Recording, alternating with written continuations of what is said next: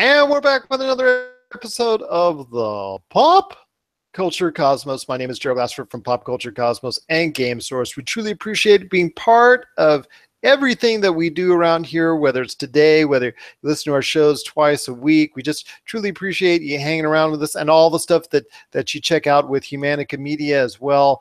Just truly appreciate you being part of the Pop Culture Cosmos here today, the #1 show 6 months in a row on the podcast radio network. And I'll tell you what, we're just so excited to have you here. It's another great broadcast indeed. I've got Rob McCallum standing by. He's going to be coming up with a lot of the latest pop culture topics. He's going to be quizzing me on and forth on those. And also as well, Tyler Baker from the Fantasy Football Pater podcast and DKLegends.com.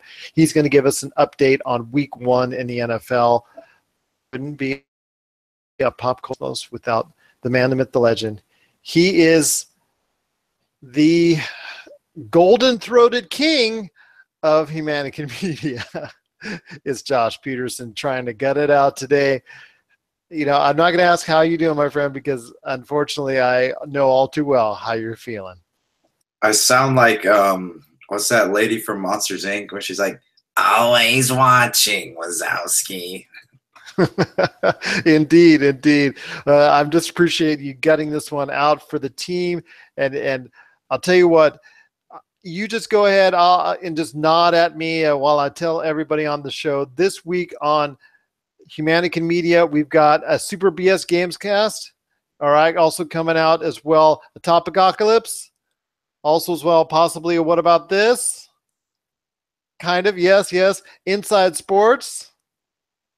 He's nodding yes again. So we've got Inside Sports, What About This, Super BS Games Cast, and also as well Topicocalypse. Is there a possibility even a Guardians of the Geek? Next week. Okay, next week. Okay, well, 4 out of 5 ain't bad. Plus Attacking the Humanicans, Tuesday nights, 7 p.m. Eastern, 4 p.m. Pacific. Check that out on the Podcast Radio Network. Everything else is available on all Humanica Media outlets. You check it out right away. He's got a lot of great stuff going on, and it's no wonder that his voice is going bad because of all the great stuff that he's doing. Check it out today on Humanica Media, and also our good friend Charles Smith and Chris Laderi at Inside Sports. Well, like I said, it's going to be another great program indeed, but we have got to get into the big news this weekend. And outside of the tragic events of the hurricanes, and all of our thoughts are with those in Florida as they are with those in Texas suffering from those awful hurricanes. We do truly wish everyone out there the best. The other big news is It. That's right. It, the movie, the remake of Stephen King's great novel from the 1980s, like 1,100 pages big and whatnot. Everybody has kind of heard or maybe even seen the 1990s television miniseries that took place. It hasn't aged well. Unfortunately, I watched that again over the weekend, but the latest recreation and reincarnation seems to be the best Stephen King adaptation of the year. And that's saying something because, as we've talked about before in recent episodes, there's a lot of other Stephen King action going on in recent weeks.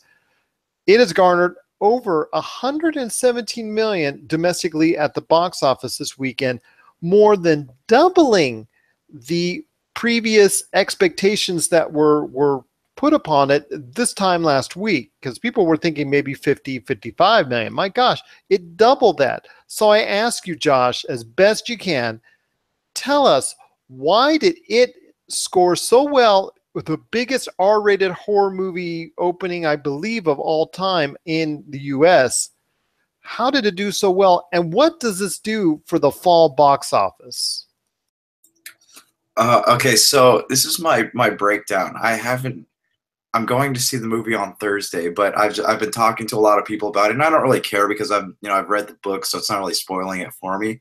So I've been asking them about it, and to me it seems like this is more of a hybrid between a horror movie and a really good drama piece. So like I'm hearing that the storytelling is fantastic. So I think that it's not your average. It's not what people think it is. It's not your average just go to the movies for the sake of being scared. It's also telling this elaborate tale of growing up and friendship and reaching out to kids who are being bullied. Like it's a very unique it's a very unique piece, and I think that that's what's drawing crowds into it, because people are usually people who see horror movies are like, oh yeah, that was scary or it wasn't scary, but I've never had an instance where people are say that was scary, but the movie was also really good. So like I've never experienced that before. So I think that it's something new, and audiences are excited, and it's fresh, even though it's based on the book and they have the 1980s version. But this is like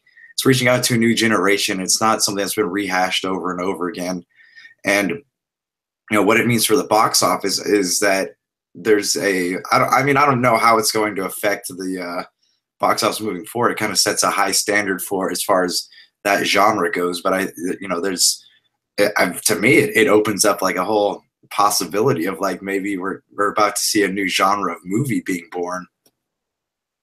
Well, I know that there's a sequel that's come.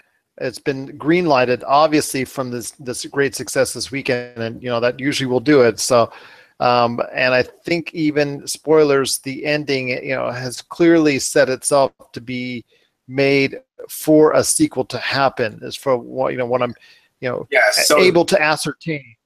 So this movie takes place. So I don't know how much of the story, because you saw the 1980s version, right? So in the book, the first half shows about the kids encountering this monster, and the second half shows them coming back as adults, and because they made this promise saying, hey, if this thing ever starts attacking again, we're going to come back and we're going to take care of it. So this movie shows the only the kid side, correct? The kid side, yeah, and then the next movie is going to show the adult side. So it's a very like really interesting, very unique take on a something like this. So even like the book kind of jumps back and forth, but from what I understand, it's pretty spot on with the book, and it'll be interesting to see once this movie kind of settles in people's minds when they come back with the sequel, they'll kind of I guess in a way feel like they've grown up with these characters a little bit. Well, that makes total sense, and I'll tell you why. Because the original miniseries that was shown on ABC, that is 4.5 hours long. Again, I peeked in and out of watching it again on Spike TV, and they were showing it nonstop. So it is about. That being said, it looks like the way they're framing it, it works out beautifully, because that is actually so that you can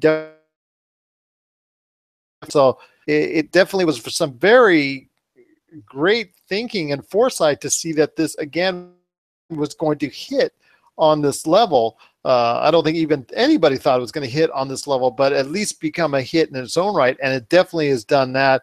It's done wonders for the horror genre again, because as we've seen time and time again, when the box office is down, leave it to a horror movie to scare up audiences, and maybe hopefully this will kickstart things in the future, because we've got American Assassin, Mother, we've got also as well the Tom Cruise drug smuggling movie coming up as well. I forget what that one's called. I'll check that one out.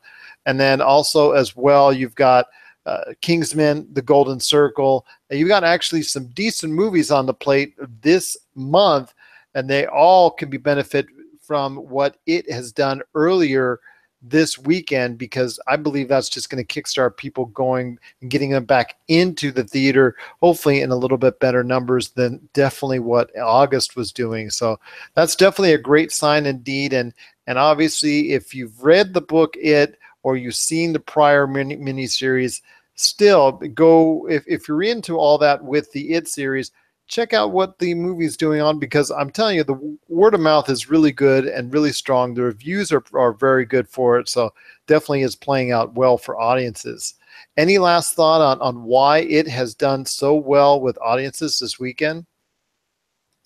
No, I mean, like I said, it's kind of created something new. They've taken a genre, because they know people, people like to be scared. It's a novelty feeling, and whether or not they enjoy the movie, they like being scared. So I think they've kind of opened a new door for a new type of movie. If you can scare people, but you can also tell a good tale, tell something that pulls you into it, makes you actually care about the characters, about whether or not they live or die. That is unique. Like that is difficult, and that's a sign of a great tale. And so maybe going forward, we might see more of these, and that would be very cool. That would be very cool indeed. And I'm hoping that will light up the box office, and this will be a great, precursors for what's to come with the box office this fall and winter movie season. And like I said, this month is stronger than August with Mother, American Assassin, all those Americans, I'm telling you. And then also as well, Kingsman: The Golden Circle coming up very, very soon to make it another strong month in September at the box office. What are your thoughts on it and its success this weekend? Is this something of a fluke for the box office, or do you really think the It movie can sustain itself? And are you excited to see a sequel in the future from the It movie franchise? Tell us your thoughts, popculturecosmos@yahoo.com. Also as well, Pop Culture Cosmos, Humanican Media, and Game Source on Facebook and Twitter as well. Well, it's going to be another great episode we've got for you today. We truly appreciate it. We've got Rob McCallum standing by with a lot of great pop culture talk. In fact, we call it the Pop Talk that Rob McCallum and I had in regards to the latest pop culture topics. That's coming up right after the break. But first, this is Hyperschmidt, and this is After All, and this is the Pop Culture Cosmos.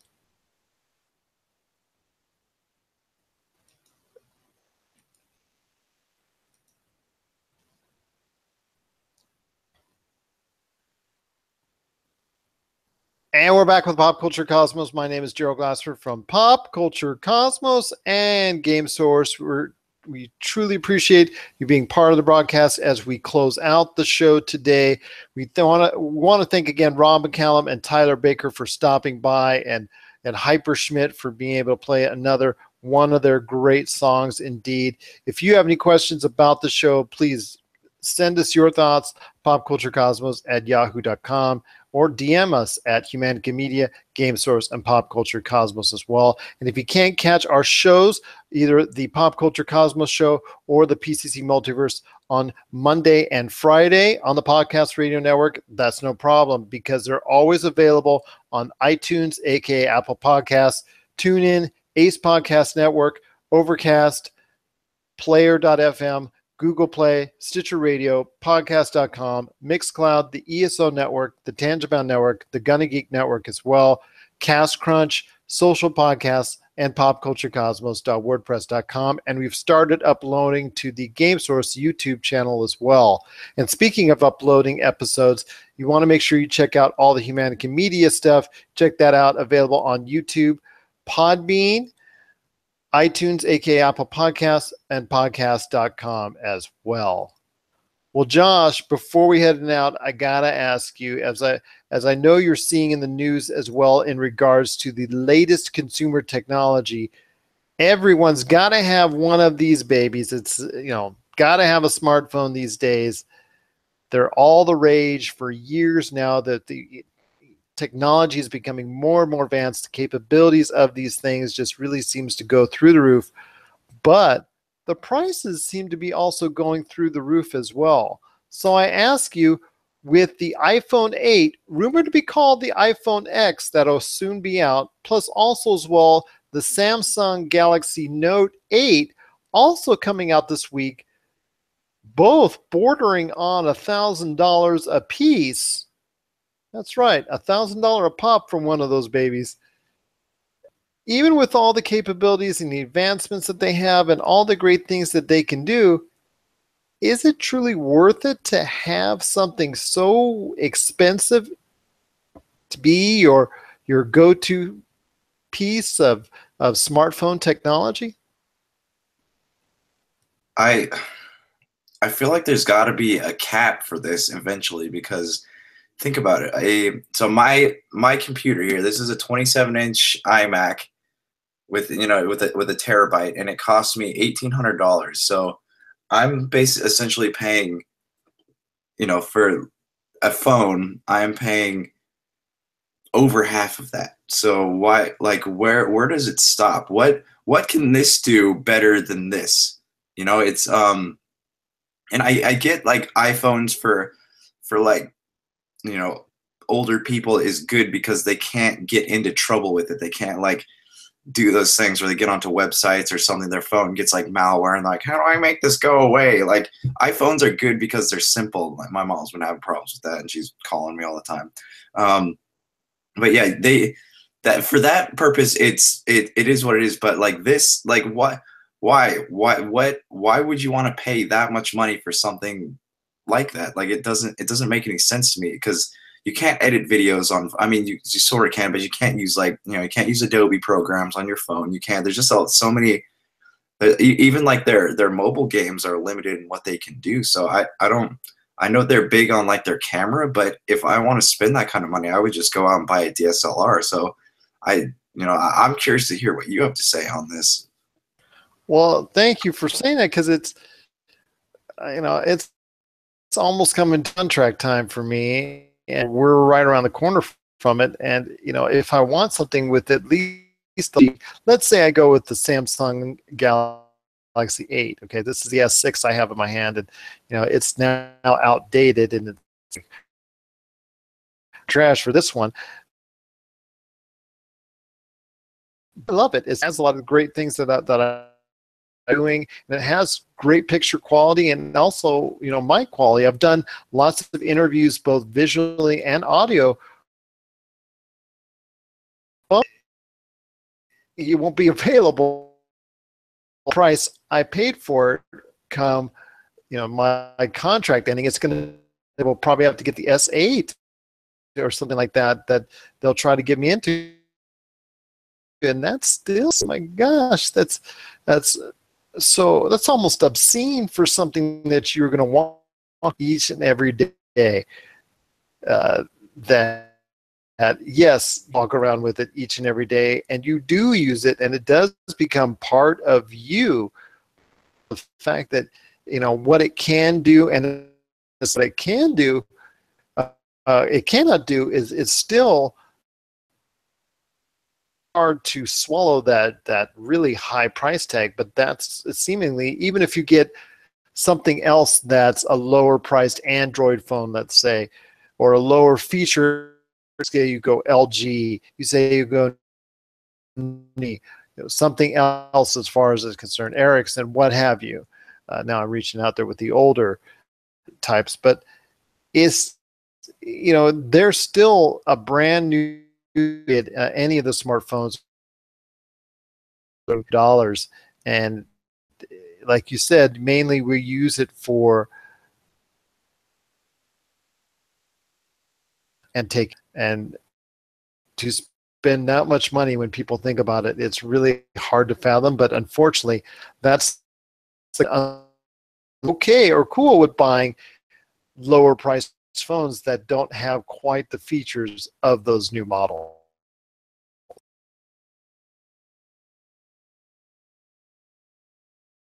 Thoughts on Josh? Any last thoughts on deciding what you have? So, because what iPhone do you have right now currently? I have the iPhone 7, whatever the smaller one is. Okay, I mean, it does it suit your needs? Yeah, it does what I need it to. I mean, it cracked. I just got a crack on it earlier this week, and luckily I have a week left on my warranty, so that was fortunate timing. But yeah, it does what I need it to. I'm not a big I'm not one of those people who will go out in public and when I feel insecure about something, I'll start like texting just because I don't want to talk to people. I stare at screens all day, so like the less time I can spend looking at another screen, the more comfortable I feel. But yeah, it does. Oh, I'm sorry, I wasn't listening. I was busy texting. So yeah. Don't be like that lady in New York who walked into that what was that manhole and she flipped over. You see that video? I hear you. It's like Pokemon Go, the beginning all over again. yeah, so no, it does what I need it to, and I can play. I can play some Final Fantasy on it every now and then, but it it's just a phone, man. And like if it were over $1,000, I probably wouldn't pay for it. But I would hope that we're gonna reach a point where people are wondering why they're paying so much money for this stuff. But who knows, dude? People go crazy. It's like Disney. People go, if Disney made a cell phone, people would, you know, pay out their backsides for it. But it's the same thing with Apple. They got like this cult. So who really knows, man? We could be paying $4,000 for a phone in coming days. In which case, I think we'll all just go back to walkie talkies or whatever we was talking on before.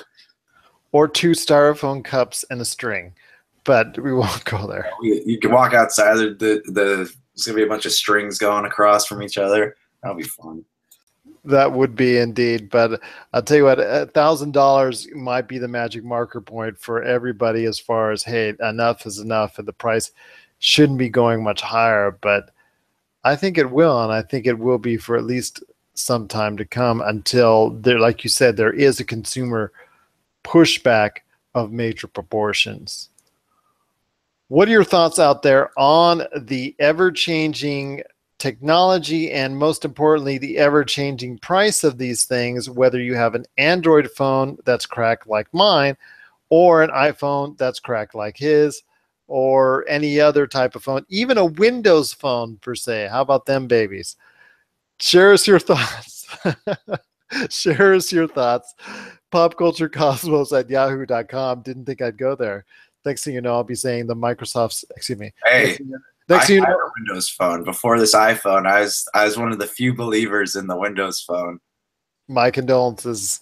I should have sent you a Motorola StarTAC instead. Well, it's weird because they said they were going to stop making them, but then all of a sudden Microsoft announced that they're continuing support for it. So I'm who knows, man? Who knows what the next hot thing is going to be?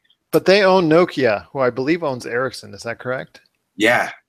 So there you go. You gotta justify your purchase somehow.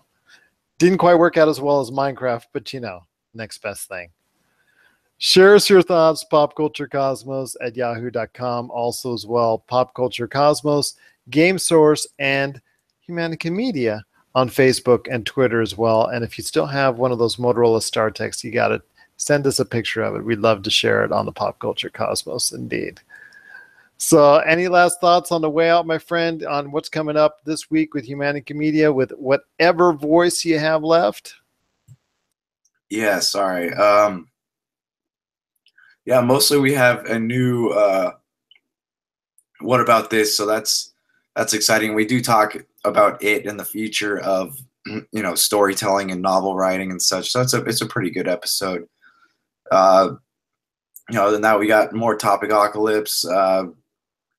All the stuff Gerald said earlier. It's same thing. No problem. Once again, that's What About This, Super BS Gamescast, Guardians of the Geek in the future as well, Topicocalypse, Inside Sports, and also as well the Attack of the Humanicans, 7 p.m. Eastern, 4 p.m. Pacific on the Podcast Radio Network. And you can check out everything on the Humanican Media lineup of great networks indeed. So for Josh Peterson, who I'll tell you what, braved it out even though he was losing his voice, he braved it out on this episode. This is Gerald Glassford, and it's another beautiful day in paradise here in the Pop Culture Cosmos. We thank you for listening. And no, I'm not going to ask you to sing a cappella. Yeah, I know. Just hoping you have yourself a great day.